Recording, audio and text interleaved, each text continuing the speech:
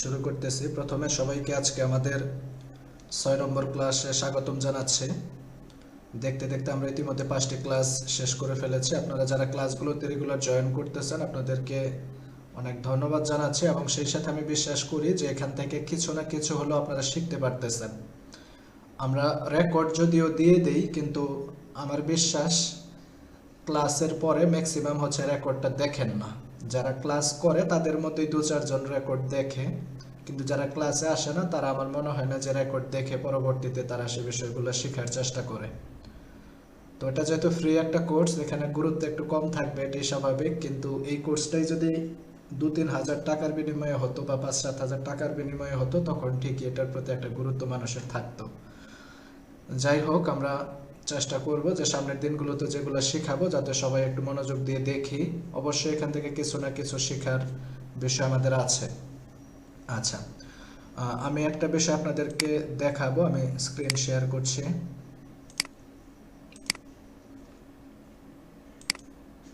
আচ্ছা, এখানে দেখেন আমি বেশ কিছু শোরুম বা কাপড়ের যে দোকান আছে সেই দোকানগুলো হচ্ছে এখানে দেখানোর চেষ্টা করতেছি। আচ্ছা, যেমন এই যে এটা যদি আমরা একটু ওপেন করি, দেখা যাচ্ছে যদিও অনেক রেজুলেশন কম, ঘোলা দেখা যাচ্ছে, তারপরে যে জিনিসটা আমি বোঝানোর চেষ্টা করতেছি সেটা আপনারা বুঝবেন। তো এখানে দেখেন এটা হচ্ছে একটা শোরুম বা কাপড়ের দোকান বলতে পারি আমরা, বা একটা ওয়্যার হাউস বলতে পারি। তো এই শোরুমের সামনের দিকে আলাদা করে দুইটা পার্ট করা হয়েছে, যেখানে কাপড়গুলাকে শো করে রাখা হয়েছে। এই পাশে দেখেন, এই পাশে দেখেন, এগুলাকে কি করা হয়েছে, আলাদা দুইটা পার্ট করা হয়েছে ঢোকার সময়েই, এবং সেগুলাকে ম্যানিকুইন বা ডল বলতে পারি আমরা, বা ম্যানিকুইন বলতে পারি, তাদের মধ্যে পরিয়ে রাখা হয়েছে। কাপড়গুলাকে পরিয়ে তাদেরকে এখানে শো করে রাখা হয়েছে। এটার কারণটা কি, আপনারা বিভিন্ন যে বড় বড় শোরুমগুলো আছে, বিশেষ করে বড় শহরগুলোতে দেখবেন যে তাদের ভিতরে যে কাপড়গুলো সাজানো থাকে সেগুলা ছাড়াই সামনের দিকে গ্লাস দিয়ে ঢাকা থাকে, এবং আলাদা কিছু চেম্বার থাকে বা আলাদা কিছু সেকশন থাকে, যেখানে এরকম ম্যানিকুইনের মধ্যে তাদের যে ডেমোগুলো আছে, যেমন পাঞ্জাবি হোক, শাড়ি হোক, অথবা ব্লেজার হোক, বা যে কোনো 3 পিস হোক, বাচ্চাদের পোশাক হোক, এগুলা হচ্ছে ম্যানিকুইনকে পরিয়ে তারা হচ্ছে শো করে রাখে। এই যে শো করে রাখছে, এই শো করে রাখার কারণটা আসলে কি, এই কাপড়গুলা কিন্তু তাদের ভিতরেও প্যাকেটের মধ্যে আছে, বা ভিতরেও তাদের সেখানে হ্যাঙ্গারে হ্যাং করা আছে। তারপরেও এইভাবে আলাদা একটা সেকশন করার কারণটা কি, এটার কারণ হচ্ছে যাতে কাস্টমার আকৃষ্ট হয়। রাস্তা দিয়ে যখন কাস্টমার যাবে, এই গ্লাসের ভিতরে শোরুমের এই অংশটাতে যখন ডিজাইনগুলা রাখা হবে, সেগুলা দেখে বাহির থেকে যাতে কাস্টমাররা আকৃষ্ট হয়। কাস্টমাররা আকৃষ্ট হলে ভিতরে যাবে, ভিতরে যে এই পোশাকটা কিনবে অথবা অন্য পোশাক তারা দেখে সেগুলা থেকে চয়েস করে কিনবে। এটাই কিন্তু কারণ, এরকম ভাবে শো করার বিষয়টার কারণ এরকম। তো আমরা টেক্সটাইল ইঞ্জিনিয়ারিং পড়াশোনা করেছি। আমাদের রাশেদুল ভাইও একজন বিএসসি টেক্সটাইল ইঞ্জিনিয়ার, দীর্ঘদিনের এক্সপিরিয়েন্স, ভাইও বলতে পারবে। আমাদের মার্চেন্ডাইজিং যে কোর্স ছিল সেখানে একটা চ্যাপ্টারই ছিল একটা শোরুমকে কিভাবে সাজানো উচিত। প্লিজ কেউ আনমিউট করবেন না।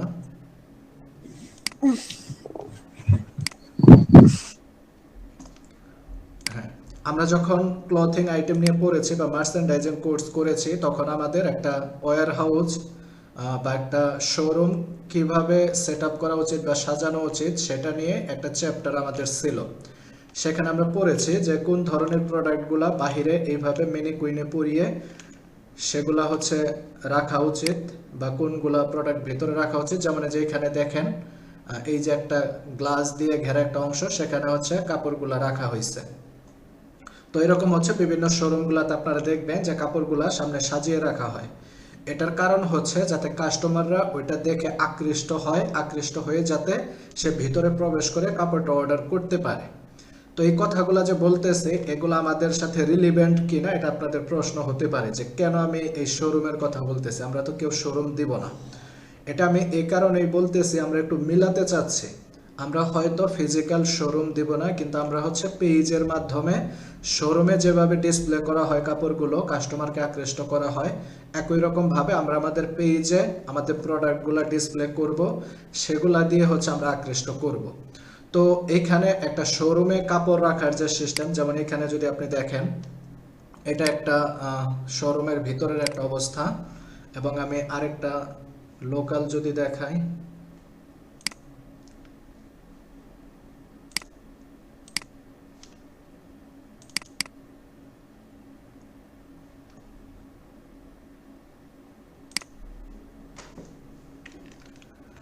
আচ্ছা, যে এটা হচ্ছে শোরুমের ভিতরের একটা ডিসপ্লে করা অবস্থায় আছে। এখানে হচ্ছে হ্যাঙ্গারের মধ্যে কাপড়গুলা ডিসপ্লে করা আছে। শোরুমগুলোতে সাধারণত কি হয়, আমরা যখন যাই নিজেদের মতো কাপড়গুলা পছন্দ করে তারপর হচ্ছে ক্যাশ কাউন্টারে যেয়ে সেটার দাম দিয়ে আমরা হচ্ছে নিয়ে আসি। কিন্তু এমনিতে যে লোকাল দোকানগুলো আছে বাজারে, সেই দোকানগুলোর ক্ষেত্রে কি হয়, সেই দোকানগুলোর ক্ষেত্রে তাদের ডিসপ্লে করা কাপড়ের সংখ্যা খুব বেশি থাকে না। এলোমেলো ভাবে তারা হচ্ছে প্যাকেটের মধ্যে রেখে দেয় অথবা তাকের মধ্যে রেখে দেয়। আমরা যাওয়ার পর তারা হচ্ছে সেগুলো বের করে দেখায়। এখন শোরুমের একটা ডিসপ্লে করার যে পরিবেশ আর এমনি লোকাল দোকানের ডিসপ্লে করার পরিবেশ কিন্তু একরকম না। শোরুমে কারা যায়, যারা ক্লাসিক্যাল টাইপের বা যারা হচ্ছে একটু হাই লেভেলের, হাই এডুকেটেড বা আমাদের সমাজের একটু হাই লেভেলের সোসাইটির যারা থাকে, তারা কিন্তু শোরুম থেকে কেনাকাটা করে। আর লোকাল দোকান থেকে তাদের কিন্তু ওই দেখাবে, দোকানদার দেখাবে, তারপর চয়েস করবে, এলোমেলো থাকবে, সেখানে যে অতটা সময় দিয়ে দেখার মতো সময় কিন্তু হাই ক্লাসিক্যাল যারা, তাদের ওরকম থাকে না। সেক্ষেত্রে সুন্দর মতন ডিসপ্লে করাটা হচ্ছে খুব বেশি জরুরি। এখন আমরা আমাদের পেজে যখন পোস্ট করব, সেটাও আমাদের এই শোরুমের সাথে আমরা তুলনা করতে পারি। যে একটা পেজের মধ্যে ধরেন আমি একটা পোস্ট করছি, সেই পোস্টটা আমার কোনো প্রফেশনাল হয় নাই, ধরেন এলোমেলোভাবে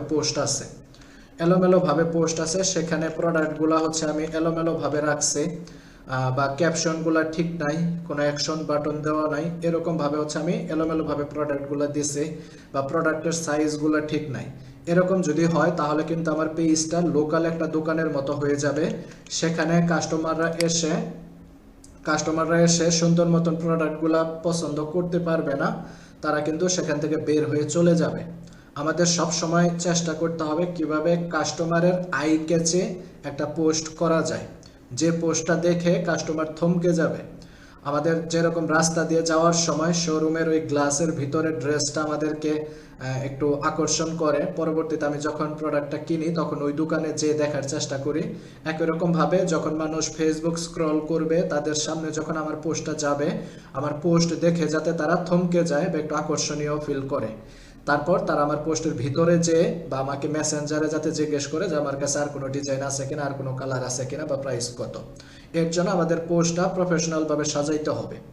এখন একটা প্রফেশনাল পোস্টে কি কি অংশ থাকে সেই বিষয়টা আমরা একটু দেখব, তারপরে কোনগুলো প্রফেশনাল পোস্ট এবং আমরা যে পোস্টগুলো করি সেগুলো প্রফেশনাল হয় কিনা সেটা আমরা একটু মিলিয়ে দেখার চেষ্টা করব। আচ্ছা, আমি চ্যাট জিপিটিকে জিজ্ঞাসা করেছি একটি প্রফেশনাল ফেসবুক পোস্টে কি কি অংশ থাকে।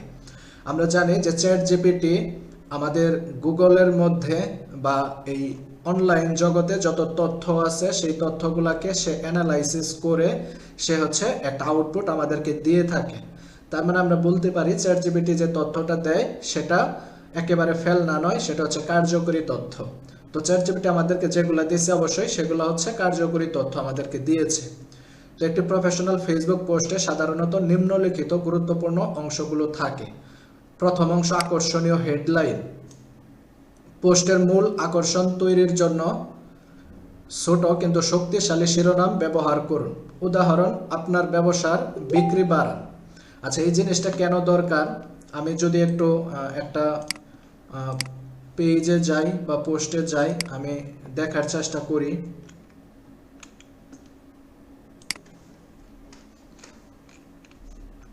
আচ্ছা, ধরেন হচ্ছে আমার সামনে একটা অ্যাড চলে আসছে, এটা হচ্ছে আমি একদম র্যান্ডমলি আমার ফেসবুক প্রোফাইলে ঢোকার পর আমার সামনে র্যান্ডম একটা পোস্ট চলে আসছে।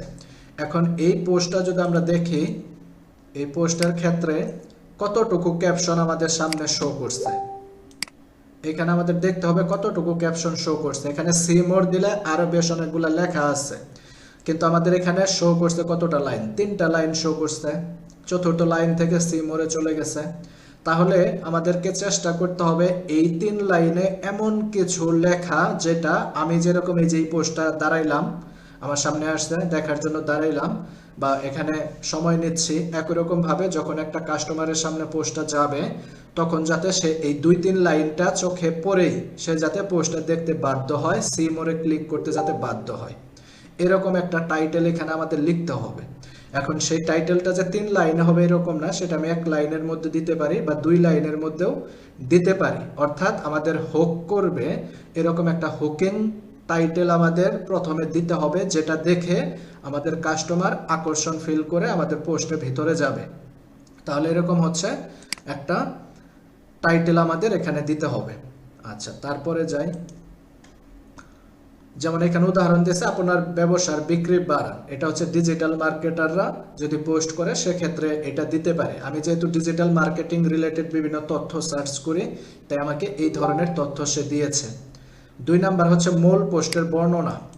আচ্ছা, আমরা আকর্ষণীয় হেডলাইন দেওয়ার পর একটু স্পেস দিয়ে নিচের দিকে বর্ণনাটুকু দিব আমাদের পুরো পোস্টের। আমাদের প্রোডাক্ট যদি হয় প্রোডাক্টের ডিটেলস সেখানে দিব, যদি প্রোডাক্ট না হয় কোনো সার্ভিস হয় সেই সার্ভিসের ডিটেলটা আমরা সেখানে দিব। যেমন এখানে পরিষ্কার ও সংক্ষিপ্তভাবে মূল বার্তা তুলে ধরুন, সে আমাকে বলেছে সমস্যা ও সমাধান বা অফারের বিশদ বিবরণ দিন, পয়েন্ট আকারে তথ্য উপস্থাপন করা ভালো, আমরা পয়েন্ট করে করে দিতে পারি। উদাহরণ হিসেবে দিচ্ছে মাত্র 500 টাকায় Facebook ads setup, 100% result guarantee, অভিজ্ঞ ডিজিটাল মার্কেটিং টিম, এটা হচ্ছে ডিজিটাল মার্কেটারের জন্য দিচ্ছে। তাহলে প্রথমে আমাদের একটি হেডলাইন দিতে হবে প্রফেশনাল পোস্টের, দ্বিতীয়ত আমাদের পুরো পোস্টার বিস্তারিত সেখানে তুলে ধরতে হবে। তারপরে 3 নাম্বার বলছে কল টু অ্যাকশন বাটন। আচ্ছা, কল টু অ্যাকশন বাটনটা এটা হচ্ছে নিচের দিকে আসবে কিন্তু এটা উপরে সে শো করছে। কল টু অ্যাকশন বাটনটা কি? আমরা যে মেসেঞ্জারে মেসেজ পাঠাই একটা পোস্ট থেকে, সেখানে নিচে লেখা থাকে সেন্ড মেসেজ, অথবা লেখা থাকে আমরা কোনো একটা পোস্টে দেখি অ্যাডের ক্ষেত্রে যে শপ নাও বা অর্ডার নাও বা লার্ন মোর, এই ধরনের বাটনগুলো থাকে, সেগুলোকে বলা হয়েছে সিটিএ বাটন বা কল টু অ্যাকশন বাটন। এই কল টু অ্যাকশন বাটন আমাদের অ্যাড করতে হবে যাতে কাস্টমাররা সহজে আমাদের সাথে কানেক্ট হতে পারে। আমি যদি কল টু অ্যাকশন বাটন না দেই, হয়তো কমেন্টে সে কমেন্ট করবে কিন্তু কমেন্টটা রিপ্লাই করতে আমার হয়তো সময় লাগতে পারে বা তাকে খুঁজে বের করা লাগবে যে কোথায় আমার নাম্বার দেওয়া আছে, কিন্তু সে তো এত সময় নেবে না। এর জন্য আমরা যদি কল টু অ্যাকশন বাটনটা দেই সেক্ষেত্রে সহজে আমাদের ইনবক্সে সে মেসেজ করতে পারবে। তারপরে ভিজুয়াল কন্টেন্ট। ভিজুয়াল কন্টেন্ট বলতে বোঝায় যেটা দেখা যাবে কন্টেন্টটা বা আমরা দেখতে পারি, যেমন ইমেজ, ভিডিও অথবা গ্রাফিক্স। আমাদেরকে ইমেজটা যে ব্যবহার করতে হবে সেই ইমেজটা অবশ্যই কোয়ালিটি সম্পন্ন বা হাই রেজুলেশনের হতে হবে। আমরা পোস্ট করি আমাদের প্রোডাক্টের রেজুলেশন ভালো থাকে না, সেখানে কালার ভালো বোঝা যায় না অথবা কোয়ালিটিটা খুব বেশি ভালো বোঝা যায় না। এইখানে যেহেতু কাপড়টা হাতে নিয়ে দেখার সুযোগ নাই বা আপনার যে প্রোডাক্ট সেই প্রোডাক্টটা হাতে নিয়ে দেখার সুযোগ নাই, সেটা আপনাকে উপস্থাপন করতে হবে আপনার ইমেজের মাধ্যমে। কিন্তু ইমেজের মাধ্যমে যে আপনি উপস্থাপন করবেন সেটাকে আবার এরকম করা যাবে না যে আপনি অনেক বেশি এডিটিং করে আপনার যে অরিজিনাল কালার, অরিজিনাল টেক্সচার সেগুলো চেঞ্জ করে ফেলছেন, এরকমও করা যাবে না। আপনার একদম অথেন্টিকই থাকবে কিন্তু সেটাকে রেজুলেশন ভালো হইতে হবে। এরকম একটা ইমেজ অথবা ভিডিও অথবা আপনি গ্রাফিক্স রিলেটেড যে কোনো কিছু এখানে হচ্ছে অ্যাড করতে হবে। আমরা শুধুমাত্র টেক্সট দিয়ে যদি ইমেজ দেই, কোনো ছবি বা ভিডিও অ্যাড না করে, সেটা কিন্তু বেশি রিচ হয় না। তারপরে হ্যাশট্যাগ ইউজ করা। হ্যাশট্যাগটা খুব বেশি গুরুত্বপূর্ণ। আপনার পোস্টের রিচ বাড়ানোর জন্য রিলিভেন্ট হ্যাশট্যাগ ব্যবহার করতে হবে। এখন রিলিভেন্ট হ্যাশট্যাগ কি? রিলিভেন্ট হ্যাশট্যাগ হচ্ছে আপনার বিজনেসটা কি ধরনের। যদি আপনার বিজনেস হয় আপনি আতর বিক্রি করেন, তাহলে আতর রিলেটেড, ইসলামিক ওই রিলেটেড বা আতর যে বিষয়গুলোর উপরে রিলেটেড সেই ধরনের ব্যবহার করতে হবে। বা আপনি যদি ব্যবহার করেন, আপনার যদি প্রোডাক্ট হয় অর্গানিক ফুড, তাহলে আপনার রিলিভেন্ট হতে পারে অর্গানিক ফুড একটা কিওয়ার্ড হতে পারে বা হ্যাশট্যাগ হতে পারে। এরকম হচ্ছে রিলেভেন্ট হ্যাশট্যাগ ব্যবহার করতে হবে। অথবা আমরা যদি ক্লথিং রিলেটেড ব্যবহার করি তাহলে ক্লথিং এর ক্ষেত্রে হতে পারে হচ্ছে ক্লথিং একটা বা ক্লথিং আইটেম একটা হ্যাশট্যাগ হতে পারে, বা শাড়ি, পাঞ্জাবি, এগুলো এক একটা হ্যাশট্যাগ হতে পারে। যেমন এখানে উদাহরণ হিসেবে দিচ্ছে ডিজিটাল মার্কেটিং এর ক্ষেত্রে ডিজিটাল মার্কেটিং এটা একটা হ্যাশট্যাগ, ফেসবুক অ্যাডস এটা একটা হ্যাশট্যাগ, বিজনেস গ্রোথ এটা একটা হ্যাশট্যাগ। আপনি রিলেভেন্ট হ্যাশট্যাগ ব্যবহার করবেন, পাশাপাশি হ্যাশ দিয়ে আপনার যে পেজের নামটা আছে সেই নাম দিয়ে একটা হ্যাশট্যাগ ব্যবহার করবেন। এইভাবে প্রতিটা পোস্টে এক লাইনের মধ্যে যে কয়টা হ্যাশট্যাগ ধরবে সেটা 4টা 5টা 6টা হতে পারে, এক লাইনের নিচের দিকে স্পেস দিয়ে এক লাইনের একটা হ্যাশট্যাগ ব্যবহার করবেন। এতে কি হবে, আপনার পেজের নাম দিয়ে যদি হ্যাশট্যাগটা ব্যবহার করেন, যত বেশি আস্তে আস্তে বাড়বে পোস্টের সংখ্যা, আপনার ওই হ্যাশট্যাগের কারণে আপনার পেজটা র্যাঙ্ক করবে। একই সাথে আপনি রিলিভেন্ট যেগুলা দিয়েছেন সেগুলা মানুষ কিওয়ার্ড লিখে ফেসবুকে যখন সার্চ করবে তখন আপনার পোস্টটা রিচ করবে। এইভাবে হচ্ছে হ্যাশট্যাগুলো ব্যবহার করতে হবে। তারপর ইমোজি ব্যবহার করে আমরা আকর্ষণীয় করে তুলতে পারি। কোনো একটা মানে ফানি বিষয়ের লাইনের পাশে আমরা একটা ফানি ইমোজি দিতে পারি, বা কোনো একটা সেট কোনো একটা নিউজের পাশে বা লাইনের পাশে দিতে পারি, বা এই ধরনের বিভিন্ন ইমোজি ব্যবহার করতে পারি। তবে ইমোজিটা খুব বেশি ব্যবহার করা যাবে না, খুব বেশি ব্যবহার করলে আবার সৌন্দর্য নষ্ট হয়ে যাবে। আমাদেরকে পোস্টে হয়তো 2-3টা ইমোজি আমরা ব্যবহার করলাম, যেখানে যেখানে দিলে আকর্ষণীয় মনে হয় সেখানে ইমোজি ব্যবহার করতে পারি। তাহলে এই অংশগুলা বা এই টপিকগুলা যদি মেনটেন করে আমরা পোস্ট করে থাকি, তাহলে সেই পোস্টগুলো হচ্ছে আমাদের প্রফেশনাল হবে, একদম পারফেক্ট একটা পোস্ট হবে। কিন্তু আমরা যে পোস্ট করে থাকি তখন কিন্তু এই জিনিসগুলো আমরা মেনটেন সাধারণত করি না। তো প্রত্যেকটা অংশ দেখলাম, এখন আমরা দেখব যে আমাদের পোস্টে সাধারণত কিছু পোস্ট দেখব, সেগুলাতে এগুলো মেনটেন করা হয়েছে কিনা সেগুলো একটু দেখব। এখন আমি হচ্ছে কয়েকটা পোস্ট দেখব যে সেই পোস্টগুলা প্রফেশনাল কিনা। আচ্ছা, এইখানে আরেকটা বিষয় তারা স্কিপ করেছে, যেটা দেয় নাই, যেটা অ্যাড করে দেওয়া উচিত, সেটা হচ্ছে আপনার যদি ওয়েবসাইট থাকে, ওয়েবসাইটের লিঙ্ক আপনি হচ্ছে পোস্টে অ্যাড করে দিবেন।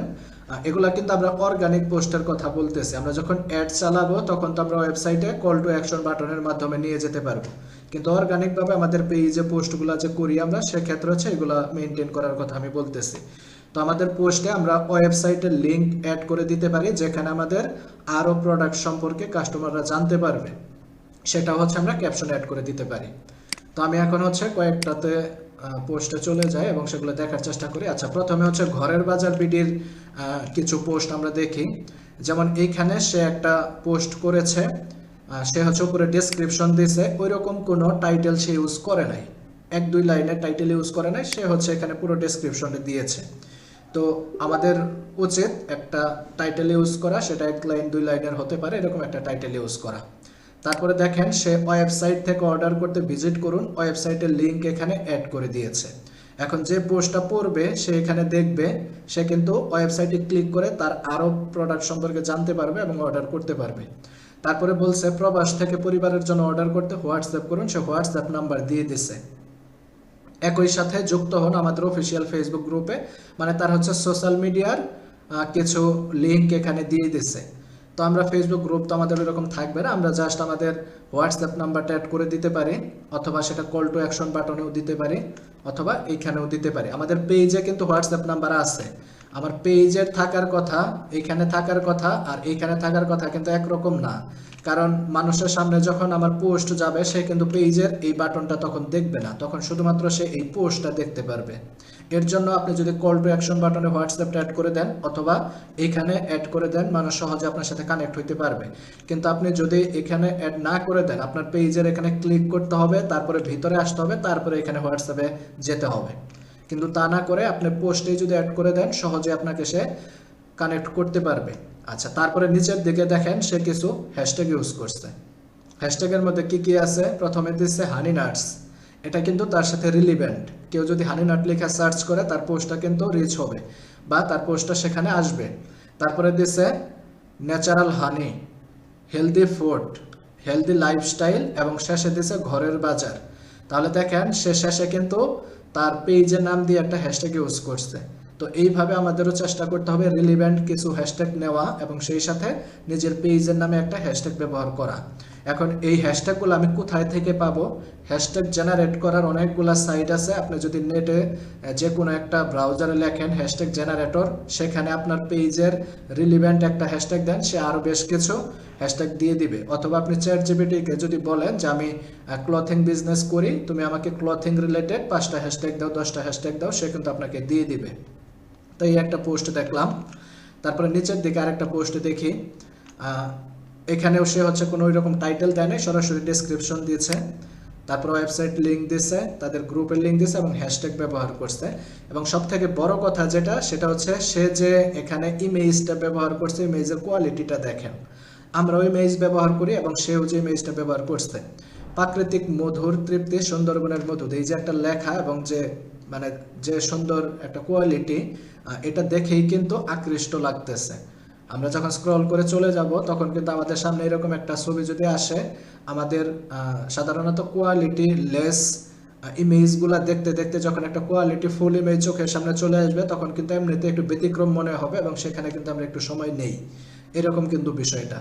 আমরা এমনি ন্যাচারাল যে পোস্টগুলো দেখি, মানুষের ক্যামেরায় পোস্ট করা ছবি, ন্যাচারাল ছবি, সেগুলো একটা স্বাভাবিক কোয়ালিটি থাকে। কিন্তু যখন আর একটু ভালো কোয়ালিটি ফুল একটা ইমেজ আসবে, তখন কিন্তু সেটা ব্যতিক্রম আমাদের চোখে ধরা পড়বে এবং আমরা সেখানে একটু থেমে যাব। এটাই কিন্তু স্বাভাবিক। তো কোয়ালিটি ফুল একটা ইমেজ ব্যবহার করছে এবং ইমেজের সাইজ, এটা খুব বেশি গুরুত্বপূর্ণ। এখানে ইমেজের যে সাইজটা আছে দেখেন, চারদিকে সমান, চারদিকে হচ্ছে সমান, লেন্থ যা উইডো তাই, লেন্থ যা উইডো তাই। ফেসবুক রিকমেন্ডেড করে যে তুমি 1:1 সাইজের ইমেজ ব্যবহার করো পোস্টের ক্ষেত্রে। 1:1 বলতে হাইট যতটুকু হবে লেন্থ ততটুকুই হবে। আমি যদি পিক্সেল হিসাবে আপনাকে বলি, 1080 পিক্সেল গুণন 1080 পিক্সেলের ইমেজ তুমি ব্যবহার করো, এটা হচ্ছে ফেসবুক বলে। কিন্তু আপনি যদি ভিডিও ব্যবহার করেন, ভিডিওর ক্ষেত্রে আবার এরকম না। ভিডিওর ক্ষেত্রে ফেসবুক বলে যে তুমি অ্যাডস ক্যাম্পেইন যদি চালাও, ভিডিও ব্যবহার করো 9:16, অর্থাৎ এই দিকে আড়াআড়ি ভাবে থাকবে হচ্ছে 16 আর লম্বায় থাকবে হচ্ছে 9। এরকম ভিডিও ব্যবহার করো, সেটা কি ফেসবুক রিচ ভালো দিবে, ফেসবুক হচ্ছে সেটা রিকমেন্ডেড করে। তো আমাদের ইমেজ সাইজটাও ঠিক রাখতে হবে। ইমেজ সাইজ আমরা যদি ঠিক না রাখি, আমাদের অনেক ইমেজ থাকে যেটা লম্বায় অনেক বেশি হয়ে যায়, পুরোটা শো করে না। আবার অনেক ইমেজ থাকে যেটা একেবারে মানে আড়াআড়ি থাকে, সেটাও দেখতে পুরোটা ভালো লাগে না, ফাঁকা থাকে, উপরের দিকে ফাঁকা থাকে, নিচের দিকে ফাঁকা থাকে। এর জন্য আমাদের ইমেজ সাইজটাও ঠিক রাখতে হবে। যেমন দেখেন, এই যে সে একটা ভিডিও দিয়েছে, এই দিকে কালো হয়ে রয়েছে, এই দিকে কালো হয়ে রয়েছে, তার ভিডিওটা লম্বা। এই ভিডিওটা কিন্তু ফেসবুকের ফিডের জন্য, ফেসবুক ফিড বা আমরা নিউজ ফিড যেটা বলি, তার জন্য কিন্তু পারফেক্ট না। তাহলে আমাদের এই সাইজগুলো হচ্ছে মেনটেন করতে হবে। এই যে এইদিকে ফাঁকা রয়েছে, তাহলে এগুলো কিন্তু এরকম আই ক্যাচিং, আকর্ষণীয় না। এর জন্য আমাদের ওইভাবে ইমেজ সাইজটার দিকেও খেয়াল রাখতে হবে। আচ্ছা, আমরা জামশেদ মজুমদারের দেখলাম, সেখানে কিছু বিষয় আমাদের গ্যাপ মনে হয়েছে। তারপরে আমরা আরেকটা দেখি, ক্রাউনল্যান্ড ক্লথিং। এইখানে দেখেন আমাদের উপরে একটা লাইন দেওয়া আছে, একটা টাইটেল দেওয়া আছে, চলছে অনলাইনে ঈদের শেষ সময়ের কেনাকাটা। এটা হচ্ছে একটু গ্রিন করে দেওয়া আছে। এখন আপনাদেরকে বলছি না যে আপনারা হ্যাশট্যাগ ব্যবহার করে গ্রিন করে দেন, এটা হ্যাশট্যাগ দেওয়ার কারণে এরকম গ্রিন হয়েছে, কিন্তু ট্যাগ হিসাবে এটা কাউন্ট হয়েছে। কিন্তু আমি ট্যাগ দেওয়ার জন্য বলছি না, কিন্তু আপনারা এইভাবে এক লাইনের একটা টাইটেল ব্যবহার করবেন, যেটা দেখে মানুষ আকৃষ্ট হবে। তারপরে হচ্ছে আপনার বিস্তারিত তুলে ধরবেন। এটাতে আবার কিন্তু হ্যাশট্যাগ ব্যবহার করা হয় নাই, তাহলে এটাও প্রফেশনাল না। আবার নিচের দিকে দেখেন অ্যাকশন বাটন কিন্তু এখানে ব্যবহার করা হয়েছে। আপনার কমেন্ট করা আর সেন্ড মেসেজে সেন্ড করা, মেসেজ সেন্ড করা, দুইটা কিন্তু অনেক পার্থক্য আছে। যখন সেন্ড মেসেজে সেন্ড করবে, সেটা সরাসরি আপনার সাথে কানেক্ট হয়ে যাচ্ছে, মাঝখানে কোনো বাধা থাকতেছে না। কিন্তু কমেন্ট যখন করতেছে, আপনি কখন দেখবেন, কখন রিপ্লাই করবেন, সেটা কিন্তু একটু হ্যাম্পার ঘটতেছে।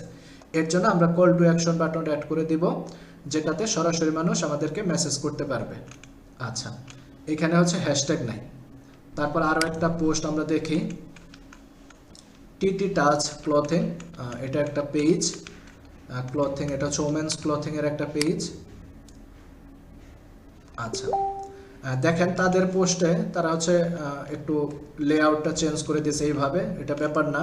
কিন্তু তারা যে পোস্ট করেছে হিজাব ইজ এ ক্রাউন, এটাকে তারা টাইটেল হিসাবে এখানে দিয়েছে, হিজাব ইজ এ ক্রাউন। তারপরে আমরা দেখলাম যে ডিটেলস, প্রোডাক্টের ডিটেলস। এখন দেখেন তারা হচ্ছে প্রোডাক্টের আস্তে আস্তে ডিটেলস এখানে কিন্তু তুলে ধরেছে। প্রথমে দিয়েছে কি price 350, length 88, weed 28, fabric Dubai cherry, মানে এরকম হচ্ছে একদম প্রোডাক্টের ডিটেলস তারা এখানে দিয়েছে। সবকিছু ডিটেলসে দেওয়ার পর শেষে কি করছে, স্বপ্নের পরে একটা ইমোজি ব্যবহার করে একটু আকর্ষণীয় করার চেষ্টা করছে। তারপরে হচ্ছে হ্যাশট্যাগ ব্যবহার করছে।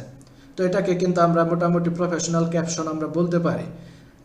মোটামুটি একটু সাজানো গোছানো আছে, সব ধরনের ইনফরমেশন কাস্টমার কিন্তু এখান থেকে পেয়ে যাবে এবং হ্যাশট্যাগের কারণে এটা কিন্তু র্যাঙ্ক করবে পোস্টটা। কিন্তু শেষে সে আবার কল টু অ্যাকশন বাটন ব্যবহার করে নাই। কল টু অ্যাকশন ব্যবহার করলে এটা মোটামুটি একটা প্রফেশনাল একটা পোস্ট হতো। তো 3টা পেজ থেকে মিলিয়ে আমরা দেখলাম যে কোনোটাতেই পারফেক্টলি প্রফেশনালি মেনটেন করা হয় নাই, কিন্তু 3টা মিলিয়ে আমরা দেখার চেষ্টা করলাম যে একটা প্রফেশনাল ফেসবুক পোস্টে মূলত কি কি অংশ থাকে। তো আমরা যদি এগুলা মেনটেন করে পোস্ট করি তাহলে আমাদের পোস্টগুলা যেরকম শোরুমে যেরকম বাহিরে সাজানো থাকে ম্যানিকুইনের মধ্যে প্রোডাক্ট, মানুষ আকৃষ্ট হয়, একই রকম ভাবে আমাদের পোস্টটা সুন্দর সাজানো গোছানো হবে, মানুষ দেখে আকৃষ্ট হবে এবং পোস্টের রিচ অনেক বেড়ে যাবে। কিন্তু আমরা তো ওইভাবে সাজানো গোছানো পোস্ট করি না, যার কারণে আমাদের রিচ সংখ্যা কম হয়ে থাকে, ওইভাবে আকৃষ্ট মানুষ হয় না। এই হচ্ছে ফেসবুকের প্রফেশনাল পোস্ট করার নিয়ম। এইভাবে যদি আপনারা মেনটেন করে করেন আশা করি ভালো রিচ আসবে। আস্তে আস্তে করতে করতে আপনাদের এগুলা হচ্ছে ভালো একটা পারফর্ম করবে। আচ্ছা, এইখানে আরেকটা বিষয় একটু আলোচনা করি, সেটা হচ্ছে শিডিউল পোস্ট। এটা খুব বেশি জরুরি। আপনি যেরকম প্রফেশনালি পোস্ট করতেছেন এটা যেরকম জরুরি, একই রকমভাবে শিডিউল পোস্ট করাটাও জরুরি। ঘরের বাজার বিডি তারা কি পোস্ট করছে, স্টার্টে 4:34 PM এ একটা পোস্ট করছে। তার আগে তারা করছে 2:32 PM স্টার্টে। তার আগে পোস্ট করেছে, মানে এখানে একটা রিলস দিয়েছে, তার আগে ফেব্রুয়ারি 10 তারিখ হচ্ছে 10:35 PM। আচ্ছা, এইখানে তারা কিন্তু টাইমগুলা মেনটেন করে নাই, এক এক সময় তারা হচ্ছে পোস্টগুলা করেছে। হ্যাঁ, এক এক সময় পোস্টগুলা করেছে। এখন টাইম যদি মেনটেন না করেন, তার থেকে শিডিউল পোস্ট যদি করেন সেক্ষেত্রে আপনাদের একটু বেটার পারফর্ম করবে। এর কারণ হচ্ছে প্রতিদিন শিডিউল অনুযায়ী যখন পোস্ট করবেন সেটা ফেসবুক অ্যালগোরিদম ওইভাবে সে আপনার ডাটাগুলোকে ট্র্যাক করবে যে আপনি ওই টাইমে পোস্টগুলো করেন এবং আপনার অডিয়েন্সটা ওই টাইমে আপনাকে রেসপন্স করে। তখন ওই নির্দিষ্ট টাইমে যখন আপনারা পোস্ট করবেন, পোস্ট করার সাথে সাথে আপনার পোস্টের যদি এনগেজ ভালো হতে থাকে, লাইক কমেন্ট যদি মোটামুটি অল্প সময় পড়তে থাকে, তাহলে ফেসবুক আপনার কাছে রিচটা বাড়াই দিবে। কিন্তু আপনি যদি এলোমেলো টাইমে পোস্ট করেন তাহলে ফেসবুক সেটা ওইভাবে ট্র্যাক করতে পারবে না যে এক এক দিন এক এক সময় আপনি পোস্টটা দিচ্ছেন। এর জন্য আমাদের হচ্ছে নির্দিষ্ট টাইমে পোস্টটা করা উচিত। এখন আপনি যদি দিনে 2টা পোস্ট করেন তাহলে আমি আপনাকে বলবো যে একটা করেন আপনি সকালবেলা, কারণ মানুষ অফিসে যাওয়ার আগে সকালবেলা ফোনটা হাতে নেয় বা দিনের বিভিন্ন কাজ শুরু করার আগে সকালবেলা ফোন হাতে নেয়। যারা সকালে ফজরে ওঠেন তারা ফজর নামাজ টামাজ পড়ে নাস্তা করে সকালে 7টা-8টার দিকে 6টা-7টার দিকে পোস্ট করতে পারেন। অফিসে যাওয়ার আগে 2-3 ঘন্টা সময় মানুষ পাবে, ওই সময়টাতে আপনার পোস্টটা দেখবে। অথবা আরেকটু পরে যারা করতে চান তারা 8টা-9টার দিকে পোস্টটা করতে পারেন, তাহলে এটা সারাদিন পোস্টটা চলবে। এবং আরেকটা যেটা করতে পারেন সেটা হচ্ছে সন্ধ্যার দিকে, হয় সন্ধ্যার একটু আগে অথবা একদম সন্ধ্যার দিকে মাগরিবের পর পর ওই সময়টাতে আর একটা টাইম আপনারা পোস্ট করতে পারেন। তাহলে কি হবে, সারাদিন কর্মব্যস্ত থেকে মানুষ যখন বাসায় আসবে রেস্ট নেবে তখন হচ্ছে মানুষ ফোনটা হাতে নিয়ে স্ক্রল করবে, তখন আপনার পোস্টটা পোস্ট করার সাথে সাথে তার ওয়ালে চলে যাবে, তখন সে হচ্ছে আপনার সাথে এনগেজড হবে। এইভাবে দিনে যদি 2টা করে পোস্ট করেন আপনারা, তাহলে একটা করবেন সকালে আর একটা করবেন হচ্ছে বিকালে। আর যদি একটা করে পোস্ট করেন তাহলে সেটা সকালেও করতে পারেন অথবা বিকালেও করতে পারেন। আর যে সময় করবেন সেটা হচ্ছে প্রতিদিন ওই সেম টাইমে করার চেষ্টা করবেন। আচ্ছা, এখন প্রশ্ন হচ্ছে শিডিউল পোস্টটা কিভাবে করবেন। 10টার সময় তো প্রতিদিন একদম নিয়ম মেনে তো ঘড়ি ধরে তো করা পসিবল না। তো সেক্ষেত্রে আপনাদেরকে আমি একটু দেখাই দেই শিডিউল পোস্টটা কিভাবে করতে হয়। আমি একটু পেজে চলে যাচ্ছি। শিডিউল পোস্ট হচ্ছে মেটা সুইট থেকে করা যায়। মেটা সুইট আমাদের দিন ইসলাম ভাই একটু দেখিয়েছিল, মেটা সুইট থেকে করা যায়। আর আপনারা যদি মেটা সুইটের ঝামেলায় না যেতে চান, ডিরেক্ট ফেসবুকে যেভাবে মানে পেজে যেভাবে পোস্ট করেন ওইভাবে হচ্ছে পোস্ট করবেন। যেমন আমি এটার ক্যাপশনটা একটু এখান থেকে কপি করে নেই, আমি এটা পোস্ট করব। তো পোস্ট করার জন্য আমরা এই যে হোয়াটস অন ইউর মাইন্ড এখানে চলে যাই। এখানে যাওয়ার পরে ক্যাপশনটা দেই। ক্যাপশন দেওয়ার পরে আচ্ছা, এখানে হচ্ছে আমার কল টু অ্যাকশন বাটনটা এখানে ডিফল্ট ভাবে করা আছে বিধায় এরকম আসছে। আমরা হচ্ছে একটা ইমেজ নেই সাপোজ,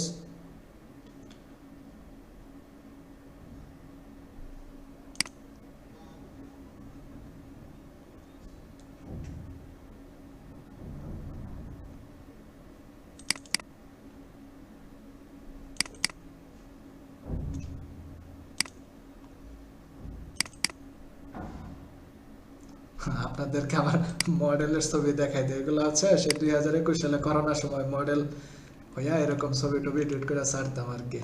যাই হোক, এই যে এটার কিন্তু সাইজ ঠিক নাই, বড় হয়ে গেছে। যাই হোক, তো এইভাবে ইমেজ নিয়ে আমরা যে এইখানে 3 ডটে চলে যাব। 3 ডটে যদি চলে যাই, এখানে আপনারা বেশ কিছু অপশন পাবেন।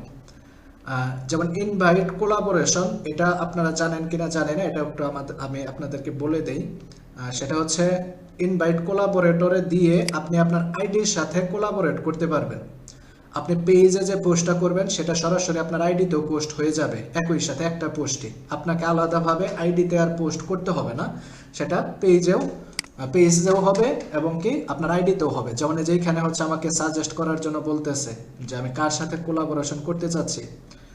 যেমন এখানে আপনি অন্যদের সাথেও কোলাবোরেশন করতে পারবেন, অন্যদের আইডিতেও আপনি পোস্টটা শেয়ার করতে পারবেন, অথবা আপনার আইডিতেও পোস্টটা শেয়ার করতে পারবেন। আমি দেখি আমার আইডিটা নিয়ে আসার চেষ্টা করি। আচ্ছা দেখেন, এই যে এখানে হচ্ছে আমার আইডি চলে আসছে। এখন আমি যদি এটা পোস্ট করি, একই সাথে পোস্টটা আমার পেজেও হবে, আমার আইডিতেও হবে। আচ্ছা, তারপর আবার চলে যাই। একাধিক ব্যক্তির সাথে করা যাবে ভাই? না একাধিক না না পার্সনের সাথে কোলাবরেট করা যাবে? না না, এটা হচ্ছে একটা পেজের সাথে একটা আইডির করা যায়, একাধিক একাধিক পার্সনকে কোলাবোরেট করা যায় না। আপনার একটা পেজের সাথে একটা আইডি করতে পারবেন। আচ্ছা, তারপরে হচ্ছে গেট হোয়াটসঅ্যাপ মেসেজ, আমরা এটা দিয়ে হচ্ছে এখানে হোয়াটসঅ্যাপ মেসেজ নিতে পারবো। কল টু অ্যাকশন বাটনটা হোয়াটসঅ্যাপ অ্যাড করতে পারবো আমরা, অথবা আমরা যদি এটা না অ্যাড করি আমরা হচ্ছে মেসেঞ্জারটা অ্যাড করতে পারবো। আচ্ছা, আমি হোয়াটসঅ্যাপ দিলাম। তারপরে ট্যাগ পিপল, আমরা এটা তো আপনারা জানেন। তারপরে চেক ইন, এগুলো তো জানেন। ফিলিং জানেন। গেট মেসেজ দিলে আমার হোয়াটসঅ্যাপটা চলে যাবে, গেট মেসেজ অ্যাড হয়ে যাবে। তারপরে হচ্ছে গেট কল দিলে এগুলা চলে যাবে, তখন গেট কল হচ্ছে কল টু অ্যাকশন হিসাবে চলে যাবে। আচ্ছা, এগুলা সেট করলাম। করার পর আমি যখন পোস্টটা করব, আচ্ছা আমি যখন পোস্টটা করব তার উপরে দেখেন আসছে যে schedule your post from meta business suite. আমাকে মেটা বিজনেস সুইট থেকে এটা শিডিউল করার জন্য, বিজনেস সুইটে যদি আমরা যাই, আমরা কখন পোস্টটা করতে চাচ্ছি সেটা হচ্ছে আমরা শিডিউল করে দিতে পারবো, যে আমরা কি এখনই পোস্ট করব নাকি আমরা আলাদা কোনো একটা টাইমে পোস্ট করব, সেটা হচ্ছে দিতে পারবো। আচ্ছা, যেমন এখানে বলছে যে ফেব্রুয়ারি 2025 ওয়েডনেসডে 12 তারিখ, আমাদের আজকের কথা বলছে যে আজকে 12 তারিখে আমি পোস্টটা করতে চাচ্ছি, নাকি আমি পোস্টটা আজকে না করে আমি হচ্ছে পরে কোনো একদিন করব। সেটা হচ্ছে আমি এখান থেকে ক্রিয়েট পোস্টে যাই।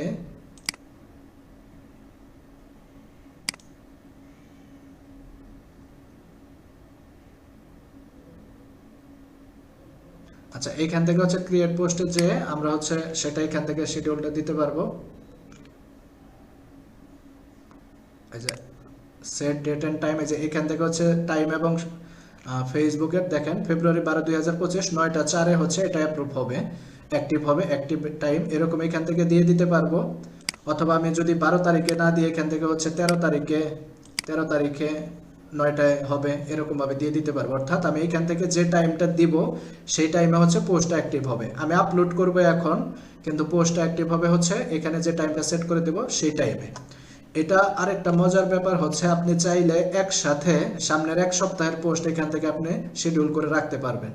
আপনার মনে হলো যে সামনের এক সপ্তাহ আমি ব্যস্ত থাকবো, আমি সময় দিতে পারবো না, আমি আজকে 5টা 6টা পোস্ট, যাতে সামনের 5 দিন বিভিন্ন টাইমে, ধরেন আপনি সকালে 9টার সময় দিবেন, এখানে ডেট দিয়ে দিয়ে পরপর ডেট দিয়ে দিয়ে 9টায় আপনি পোস্ট করে রাখলেন, ওই টাইমে আপনার পোস্টগুলো হচ্ছে অ্যাক্টিভ হয়ে যাবে। এইভাবে কিন্তু আপনি একাধিক পোস্ট শিডিউল করে একসাথে আপলোড করতে পারবেন, এইভাবে হচ্ছে কাজগুলো করতে পারবেন। তো এটার জন্য আপনি ওইখানে পোস্ট থেকেও যেতে পারবেন, অথবা বিজনেস মেটা সুইট থেকেও হচ্ছে আসতে পারবেন।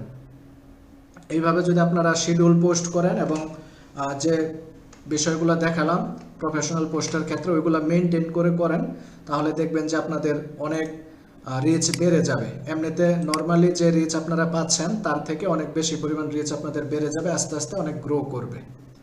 এইভাবে হচ্ছে প্রফেশনালি ফেসবুক পোস্ট করতে হয় এবং এটা হচ্ছে সম্পূর্ণ অর্গানিক একটা প্রসেস।